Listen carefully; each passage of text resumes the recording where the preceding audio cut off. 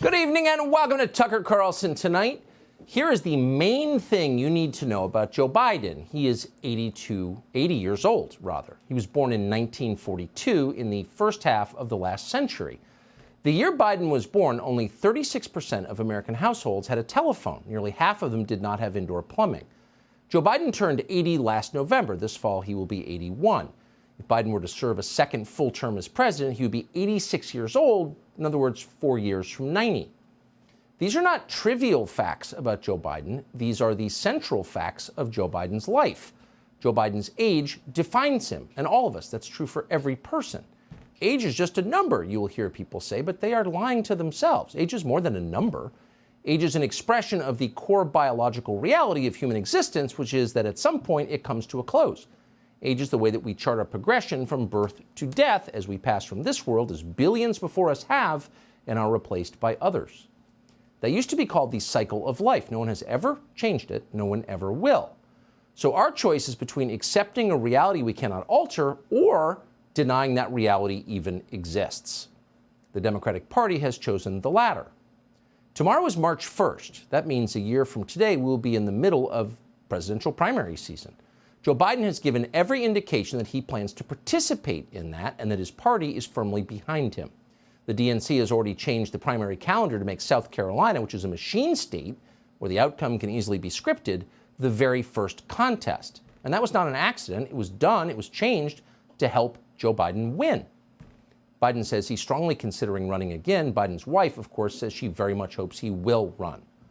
And most tellingly of all, no mainstream Democrat has announced a run against him. So as of tonight, Joe Biden is in the race for the Democratic nomination, and as of tonight, he will get the nomination. And that's just amazing if you think about it. Joe Biden would be 82 years old on Inauguration Day. That is 8 years older than the average life expectancy for men in this country. So virtually everyone in his high school class will be gone by then, but Joe Biden will be just beginning his second term as president of the United States. Would that be healthy for America? Would it be healthy for Joe Biden? Of course not. It's awful. 82-year-old men should not be running countries. They're not strong enough mentally or physically. Everybody knows that, very much including any 82-year-old man you ask. The people around Joe Biden certainly know that. How could they not know that? They watch him, and you do too. Here's Joe Biden in Warsaw, Poland, just last week. The questions we faced were as simple as they were profound. Would we respond, or would we look the other way? Would we be strong, or would we be weak? Would all of our allies, would we united or divided? So we play clips like that a million times for you over the past few years. We could play a million more because Joe Biden talks like that every day. At this point, it's how he talks. Joe Biden is losing his ability to speak. That's not a secret. It's not something we learned from our confidential sources and are bringing to you for the first time tonight exclusively. That is obvious to the entire world. And you'll probably sound like that too if you make it to Joe Biden's age. We will also. It's not weird. It's natural. It's not an attack on Joe Biden, hardly. It's an observation. But because it's natural, we have been commanded to ignore it. Don Lemon got suspended from his show at CNN recently for suggesting that a presidential candidate in her 50s was, quote, past her prime. And that's odd, really. As a factual matter, what Don Lemon said is true. People in their 50s are literally, certainly physically, past their prime. That's a fact. Take it from someone who's 53. So why was that such a controversial point? Of all the demented things that Don Lemon has said over the years, noticing somebody's age is what blows up his career? Yes. Because that simple, commonplace observation, people weaken with age, points to a power that will forever remain beyond human authority, which is the power to control time. No matter how rich we are, we cannot prevent ourselves from getting older. We can buy Botox and hair plugs and facelifts. Joe Biden has bought all of that. But in the end, we degrade anyway because we are not God. Accepting this fact that we are not God, working within the preordained limits of nature, is the key to balance and happiness in this human life. Ignoring that fact leads to insanity, or in the case of modern America, it leads to the trans agenda and climate theology. If you asked 100 honest people to name the things that human beings cannot control, most would list biological sex and the weather. You can't decide whether you're a boy or a girl. You are what you are born. Sorry. And nobody, try as we might, can make a sunny day. You don't manufacture it, you receive it. A sunny day either happens or it doesn't. It's not up to you. At best, we can try to predict the weather. We cannot determine the weather.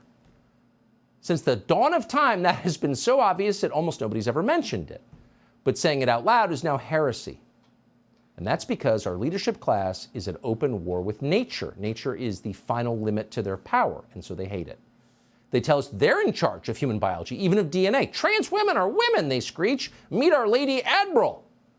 They brag about how they now control the weather. Too hot for you? Hold on, we'll change that with the Green New Deal. And then they tell us, of course, that age no longer matters. Joe Biden may live forever. We've got AI now. It's all a ridiculous fantasy. They have no such power. They can't even keep the electrical grid running in the state of California. And on some level, they know that. They know how limited they are, which is why they become so hysterical in the face of physical reality, because it's a reminder of their limits. Do you remember this fall when that NBC reporter, a woman called Dasha Burns, dared to point out that John Fetterman's stroke had damaged him? Well, of course it had damaged him. Everyone could see it had damaged him. But to Fetterman's wife and the rest of the Democratic establishment and the rest of the press corps, saying something like that out loud was more offensive than any obscenity. Here's an outraged Mrs. Fetterman.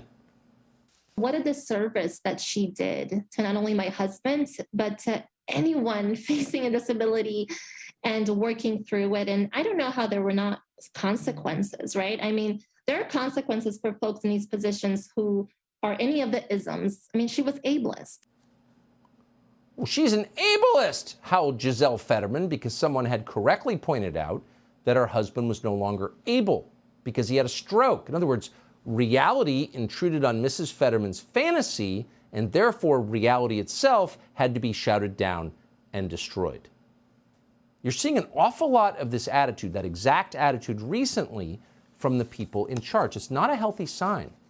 Wise leaders recognize the limits, the inherent limits of their power. They know that they're not in control of much, actually, because no one is.